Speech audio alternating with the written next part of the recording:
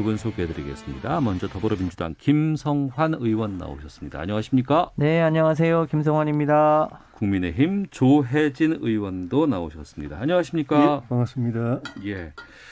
4월 7일 보궐선거가 있고 이제 3월 1일 어제부터 민주당 경선 결과 발표가 나왔고 그다음에 3월 4일 목요일 날은 국민의힘의 경선 결과가 나옵니다.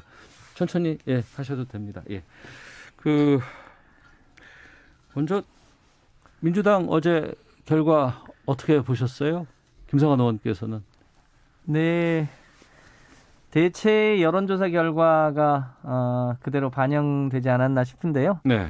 그 초반에만 해도 특히 이제 당의 권리당원들에서는 우상호 의원이 상당히 박빙으로 갈 거다 이런 예상도 없지 않았습니다만 네. 저희 당의 그러니까 서울시 시장 후보를 뽑는 권리당원이 14만 명쯤 됩니다. 네. 그중에 이번에 8만 명이 투표에 참여를 했거든요. 아무래도 이제 대의원의 모수가 커지면 거의 여론조사랑 크게 다르지 않게 가는데 권리당원이라고 하더라도 권리당원도 그러다 보니까 아무래도 본선 경쟁력 등을 고려해서 일반 여론조사와 크게 다르지 않게 권리당원들도 일종의 이제 쏠림 현상이 있었던 걸로 보입니다. 그래서 대체로 예측한 대로 박영선 후보가 다득표를 하게 되지 않았나 싶습니다. 네. 후보로서는 그렇고 그러면 이제 본선에서 이제 정말 4월 7일에 붙어야 되잖아요. 예. 어떻게 전망하세요? 민주당 내에서는? 글쎄 뭐 최근에 여론조사에서도 가장 여야를 통틀어서 가장 경쟁력 있는 후보로 나오고 있고 또 박영선 후보가 살아왔던 이력이 그 여성 앵커도 했고 또 정책위 의장, 법사위원장, 또 중기부 장관 이렇게 했는데 중간에 또 우리 사회의 약자들을 위한 재벌개혁 활동도 열심히 하고요. 또 이명박 후보 BBK 의혹에 대해서도 굉장히 열심히 파헤친 또 그런 경력들이 있어서 아마 많은 서울 시민들이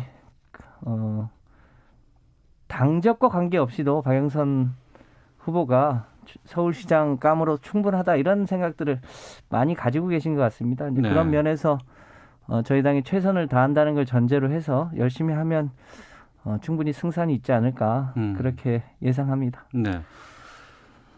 박영선 후보가 최종으로 올라왔어요. 예. 조혜진 의원께서는 뭐 18대, 19대 때도 좀 같이 일을 하셨나요? 어떻게? 예. 그렇죠. 예. 어떻게 상임위를 같이 한 적은 없는데 그때 야당이었던 박영선 의원이 만든 국회 포럼에 그 포럼에는 여야 그 다른 당이 꼭 그 한 명 이상은 꼭 들어가야 되는 것 때문에 다른 당인 저한테 들어오라고 요청이 와서 그래요? 예, 거기 들어가서 한 적이 있습니다. 저희 이제 지역구 고향 선배시죠. 장영 선배. 그러세요? 예. 어떻게 평가하세요 이번에? 원래는 그 민주당의 강성 이미지였죠. 그런데 이번에 선거 과정에서 중도표를 겨냥해서 상당히 중도적 행보를 많이 하고 있고 예를 들면 부동산 문제, 주택 문제 해결에 있어서도 강남의 재개발, 재건축 적극적으로 해야 된다. 이게 지금 정부의 방침하고는 결이 좀 다른 방향이거든요. 네. 그런 걸 하는 것들을 보면서 중도표 전략을 상당히 적극적으로 추진한다는 느낌이 들고 기존의 그 지명도, 인지도, 또 장관으로서의 경력 이런 거에다가 좀 전에 김성환 의원님 말씀처럼 여성 최초로 법사위원장도 하고 또 원내 대표도 하고 뭐 이런 것들 그런 걸 감안하면은 우리 당이나 또는 범야권 단일 후보 입장에서 손쉬운 선거는 아니다. 정말 최선을 다해야 된다. 이기기 위해서는 최선을 다해서 꼭 이겨야 되겠다. 고향이 좋아하는 누님이지만 또 우리 이겨야 되겠습니다. 그러시군요. 지금 최종 후보가 된 건 아닙니다. 지금 그 시대전환 그리고 열린민주당과의 단일화 과정이 좀 남아 있습니다. 그렇습니다. 오전에 지금 뉴스로 듣기에는 시대전환의 조정훈 후보와는 일정이 정리가 됐고 합의가 됐는데 예. 열린민주당과는 쉽지 않아 보이고 거기다가 저희들이 지금 조정훈 후보나 김진애 후보 같은 경우에는 다 비례 출신이기 때문에 3월 8일까지 결정을 해야 되는 시한이 남아 있다라고 생각을 했는데 오전에 김진애 후보가 나 의원직 사퇴하고 완주할 수도 있다 이렇게 지금 선언을 하셨어요. 네, 조정훈 시대전환 후보하고는 이번 주 중에 네. 이제 토론을 한번 하고 여론조사 결과에 따라서 단일화를 하기로 했고요. 네. 원래 김진애 후보 측에서도 가급적이면 3월 8일 이전에 하는 게 좋겠다고 하는 의견이 없지 않았는데 예. 일종의 승리하는 단일화를 하기 위해서는 본인이 그 국회의원직에 연연하는 모습을 보이는 게 서울 시민들에게 감동을 아마 주지 못한다는 취지로 네. 일종의 배수의 진을 친 것 같습니다. 그게 후보 단일화를 하지 않고 완주하겠다고 하는 취지라기보다는 네.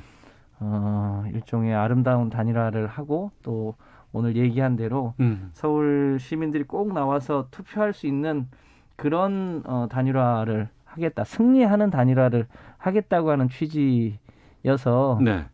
이제 뭐 순차적으로 보면 이제 3월 18일이 후보 등록이잖아요. 네. 그래서 이번 주 중에 조정훈 후보하고 후보 단일화를 하고 예. 아마 다음 주 정도에 김진애 후보 측하고 여러 가지 이제 단일화 과정을 거쳐서 예. 후보 단일화를 하게 되지 않을까 싶습니다. 그러면 중순 이후까지도 범여권에서도 단일화 과정이 계속 진행되겠다는 뜻이네요. 그럴 수 있어 보입니다. 그렇군요. 단일화가 뭐 깨지거나 완주하거나 이런 일이 있을 거라고는 생각하지는 않습니다. 단일화 이슈를 범여권에서도 임박할 때까지 선거가 있을 때 전까지도 계속해서 좀 진행한다는 그런 계획으로 좀 들리고요. 그럴 수도 있다는 거죠. 예, 알겠습니다. 조혜진 의원님. 예. 우선 제3지대 단일화가 어제 발표가 났습니다. 예. 안철수 대표가 됐고 예. 뭐 다들 예상했던 뭐 분위기였던 거 큰 이변은 없었습니다. 예. 어떻게 평가하십니까 여기에 대해서?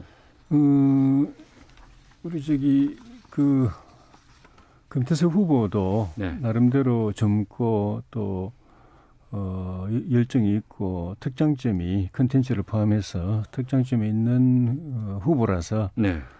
그리고 장점 단점이 안철수 후보고 약간 대비되는 그런 측면도 있어서 네. 약간의 변수를 기대하고 지켜본 분들도 계셨던 것 같아요. 근데 안철수 후보가 워낙 뭐 인지도, 지명도에 있어 가지고 금 후보보다는 많이 앞서 있고 네. 또 뭐 확 달라졌다고 볼 수는 없어도 이번에 토론 과정이나 또 이슈 파이팅 또 정치적 현안에 대해서 대응하는 모습 이런 걸 본 분들이 네. 옛날 안철수보다는 좀 확실히 조금 나아진 것 같다 하는 그런 평가를 할 정도로 약간 업그레이드된 네. 그런 측면을 감안했을 때 이 안철수 후보가 앞서가 있는 이 구도를 흔드는 그런 이 결정적 한방 그거를 금태섭 후보가 못 날린 것 아닌가. 네. 그래서 결과는 그냥 예측했던 대로 나왔던 것 같은데 뭐 서로가 다 그냥 나쁘지 않았던 것 같습니다. 그래도. 예. 3월 4일 날 국민의힘의 최종 후보가 발표가 되잖아요. 예. 누가 되더라도 안철수 대표와의 단일화 협상 예. 참 어려울 것이다라는 예상이나 견해가 상당히 많이 저한테도 들리거든요. 예. 어떻게 전망하십니까? 예, 어렵죠. 워낙 중요한 선거고 예. 안철수 후보 개인에게도 어떻게 보면 정치 생명이 걸린 선거일 수도 있고 정치 생명이 걸린 선거일 수도 있다. 예. 만약에 단일화에서 안 된다거나 네. 또는 뭐 단일 후보가 됐는데 본선에서 또 안 된다거나 하면은 다음 미래를 기약하기 어려운 국면에서 선거에 뛰어든 거거든요. 애초에는 내년 대선에 나가려고 했던 것을 접고 또 한 단계 낮춰서 또 선택을 한 그런 선거이기도 하고 또 저희 당은 당대로 그러니까 제일 야당인데 단일 후보를 못 낸다고 하면 예. 그 자체로서도 당으로서는 상당한 정치 부담을 지게 되고 국민의힘은 100명이 넘는 의원들이 속해 있는 제1야당이고 국민의당은 3명밖에 없잖아요. 예. 그런 측면에서 당도 부담이 크죠. 그래서 쉽게 선의의 양보를 한다든가 이런 건 기대하기가 어렵고 치열하게 단일화 경쟁을 하게 될 테고 먼저 단일화 룰을 정하는 데 붙어서 상당한 일고 단기기가 예상이 되는데 그게 또 안철수 후보는 또 독특한 또 이렇게 캐릭터가 있으시기 때문에 그럼에도 불구하고 이거를 어떻게든 그 시너지를 만드는 단일화 과정을 만들어내는 게 관건이죠. 외부에서 이걸 두고 단일화 과정에서 그러니까 중립적인 인사가 와서 이걸 좀 하면 좋겠다라는 의견들이 있었다고 들었는데 결정이 됐습니까? 그건 아직 그 정도까지는 서로 의견 조율이 안 된 거 아닌가 싶은데요. 어쨌든 쉽지 않은 이 단일화 협상일 것이기 때문에 그게 역시 시너지가 안 나고 시너지가 나게 하려면은 특단의 어떤 접근 방식이 필요하다 싶습니다. 물론 이제 본인 당과 개인 차원에서 큰 부담이 있지만 또 이걸 만약에 이 파기할 경우에는 더 큰 정치 부담이 있기 때문에 어쨌든 하긴 할 텐데 알겠습니다. 그 과정이 본선의 경쟁력을 높이는 그런 흥행이 되는 이 단일화를 만드는 게 중요한 포인트 같습니다. 김성환 의원님. 네. 민주당은 안철수 대표와도 단일화에 경험이 있는 당이잖아요. 예. 지금 어떻게 전망하세요? 좀 거슬러 가면 노무현 당시 후보하고 정몽준 후보 간의 단일화 협상이 있었고 극적으로 이제 노무현 후보가 이제 승리해서 대통령이 되셨잖아요.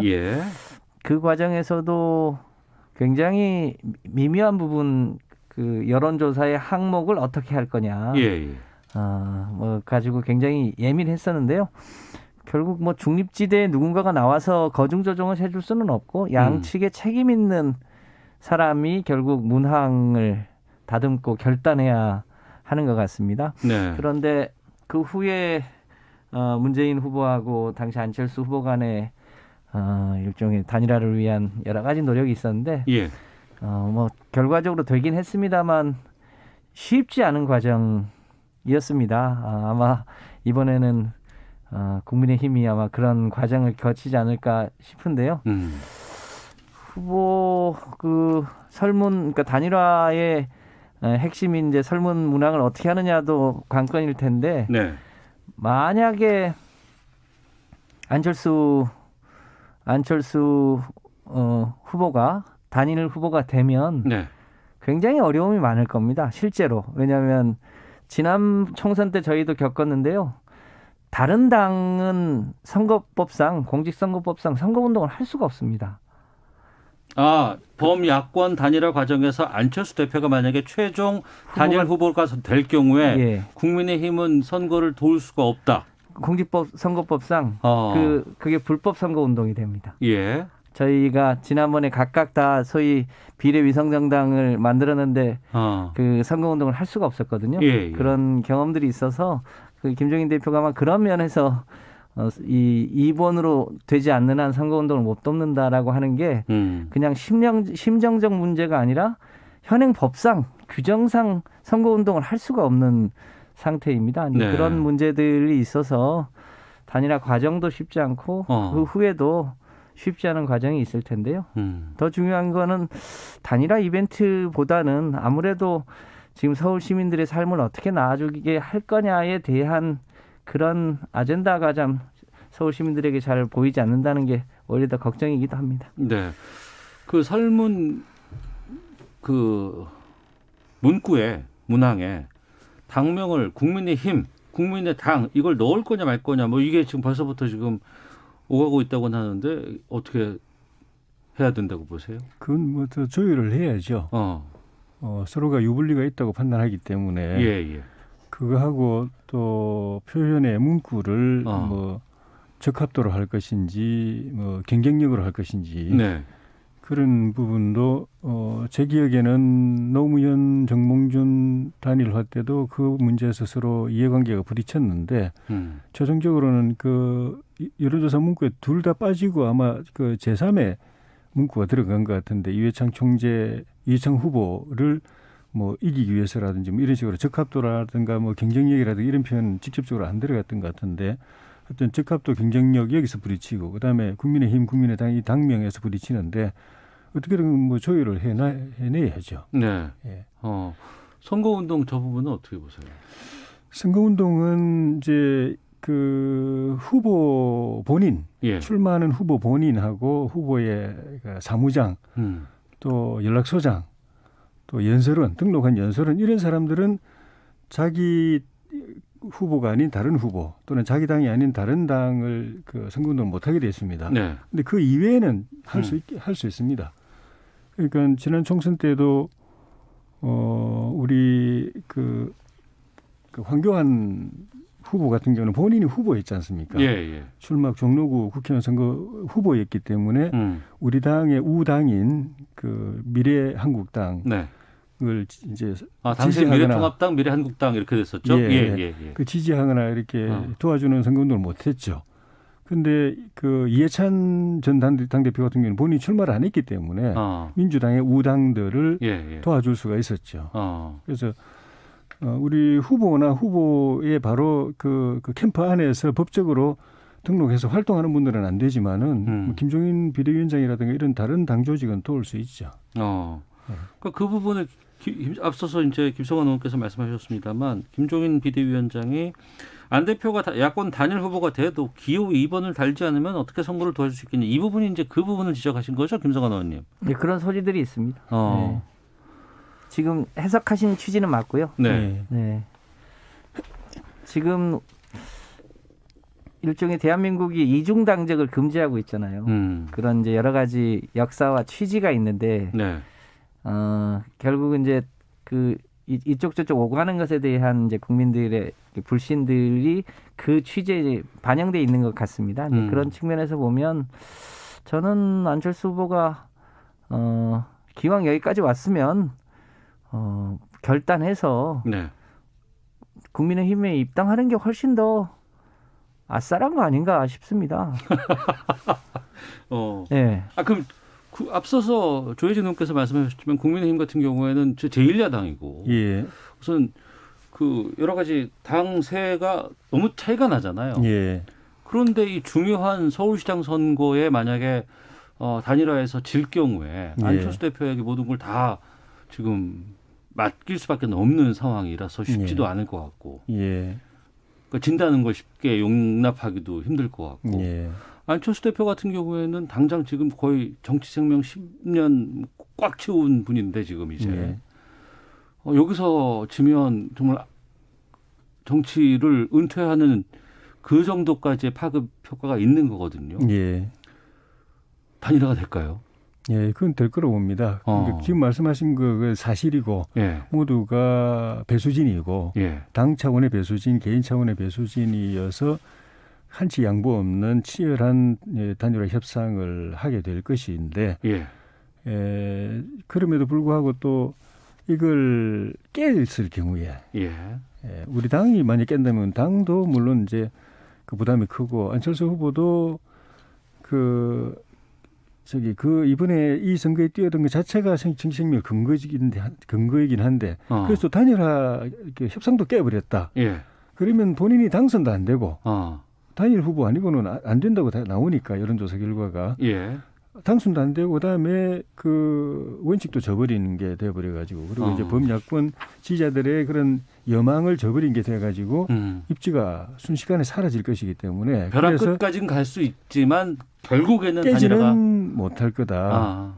그 다음을 보더라도 단일화는 그래서 이제 할 거라고 보는데 좀 전에 말씀드린 것처럼 이걸 얼마나 시민들이 바라볼 때 긍정적인 단일화로 비춰질 수 있을까? 짜증나는 모습이 아니고 그리고 손에 땀을 쥐게 하면서 기대가 또 그 몰리고 또 극적이고 그래서 모습도 멋있고 그 하나를 결집하는 반문 지지자들의 시민들의 여론을 하나로 결집하는 그 용광로를 만들어내는 것이 관건이고 예.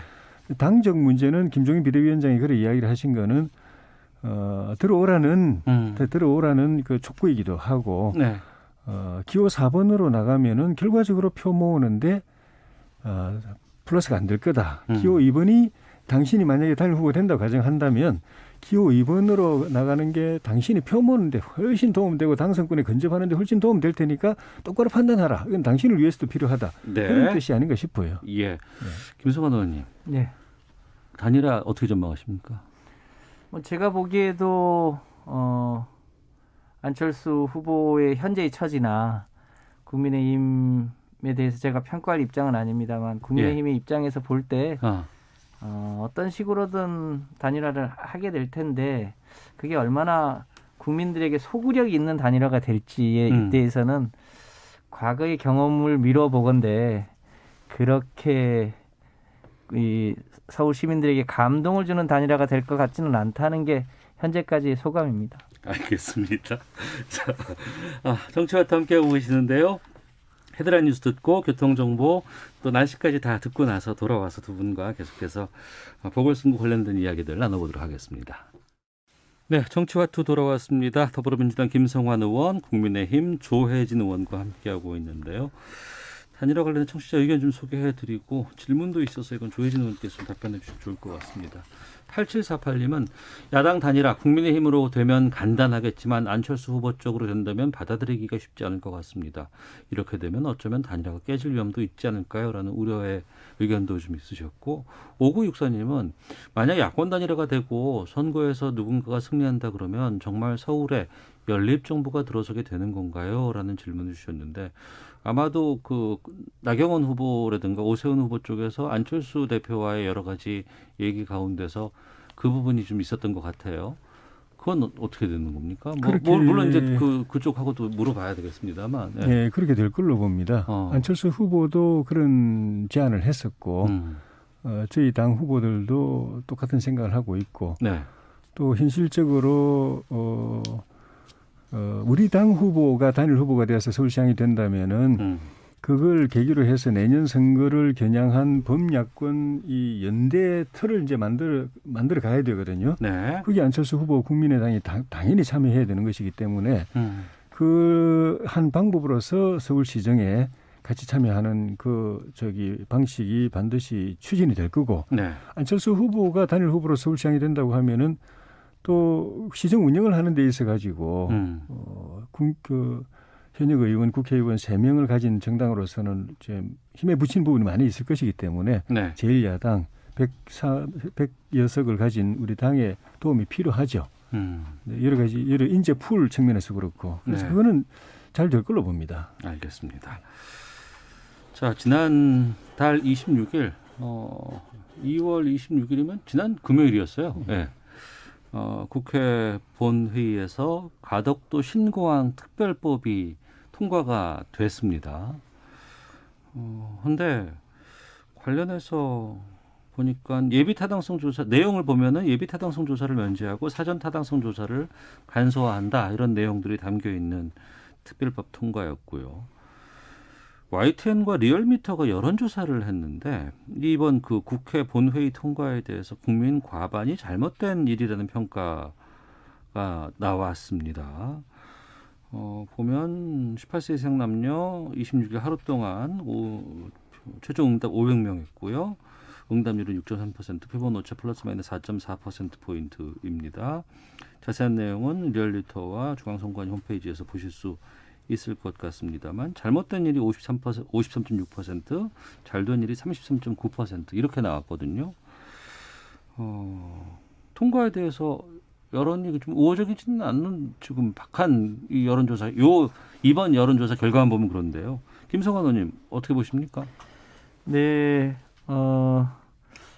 대한민국 땅덩어리 이렇게 넓지 않은데 인천공항이 있으면 됐지 뭐 또 만드냐 네. 비용도 많이 든다는데 이런 여론이 실제로 있는 건 사실입니다. 네, 저도 처음에 그 현장을 직접 눈으로 목격하기 전까지만 해도 정말 꼭 필요할까? 그냥 그 김해공항을 좀 확장해서 하는 현재안이 적절한 건 아닌가 이런 생각도 한편으로 해본 적이 있는데요. 네. 두 가지 측면에서 아직 국민들에게 좀 덜 알려져 있는 게 있는 것 같아요. 하나는 인천공항이요. 지금 굉장히 이제 확장하고 있잖아요. 네. 그 국제 소위 지금 코로나 때문에 좀 줄어들긴 했습니다만 소위 이제 항공 여객 또 굉장히 넘치다 보니까 인천공항은 세계적인 공항이죠. 그럼요. 예. 그런데 물류도 그 같이 실어 나르는데 물류는 특성상 야밤에만 합니다. 예. 그러니까 굉장히 적체가 심해서 지금 수도권에서는 물류 전용 공항을 하나 더 지어달라는 요구들이 있는 정도입니다. 평택쯤에 그런 요구가 실제로 있습니다. 물류가 넘치고 있거든요. 요즘 갈수록 이제 반도체와 같은 거는 항공으로 많이 실어 나르니까요. 근데 그 부산 경남 쪽에서도 굉장히 많이 인천공항을 통해서 물류가 가고 있는 상태이고요. 제가 가덕 신공항을 실제로 한번 가서 보고 네. 그리고 김해공항하고 위치를 비교해 보니까 왜 부산 부울경에서 가덕 신공항을 해야 되겠구나라는 얘기를 하는지를 알겠더라고요. 그러니까 현재 김해공항은 부산 바닷가 근처라고들 생각하시는데 사실상 부산 내에서도 굉장히 봉우리가 많아가지고 굉장히 2002년도에 이 동남권 신공항 얘기가 나온 게 그 사고 때문에 그렇잖아요. 네. 그만큼 굉장히 위험합니다. 그 공항 활주로를 확장한다고 하더라도 그 위험이 해결이 안 되는 거죠. 네.